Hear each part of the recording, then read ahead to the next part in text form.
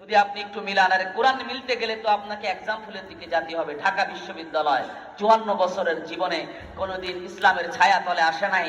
যেন মনে হয়েছে ওটা যে সময় যে রাষ্ট্র ক্ষমতায় গেছে ও আমলের ফেরাউনের আতুর ঘর।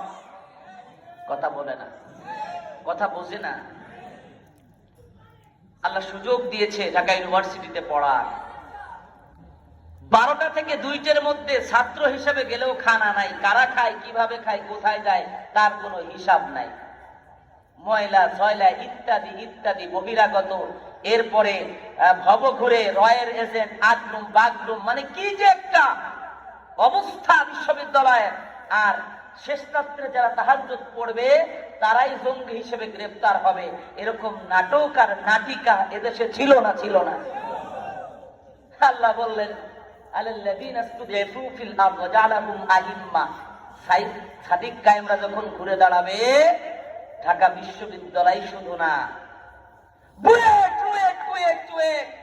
রাজশাহী, চট্টগ্রাম, জাহাঙ্গীরনগর, এরপরে জগন্নাথ ও সব জায়গা আমার মৌসার উত্তরসূরিরাই মানুষের মাধ্যমে নেতা হবে।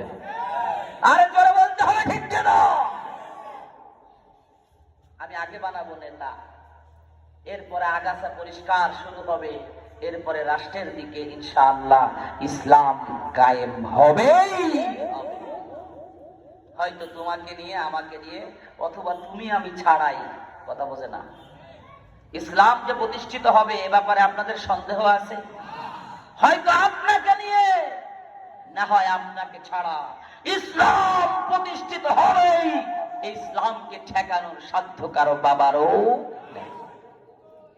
তো যারা ক্ষমতা স্থায়ী করতে চাইবে, মানুষদেরকে ফেরাউনের আচরণে নিজেদেরকে আচরণগত করে দলে উপদলে বহুদলে বিভক্ত করে তাদেরকে নিমজ্জিত করতে চাইবে, আল্লাহ বললেন হবে না।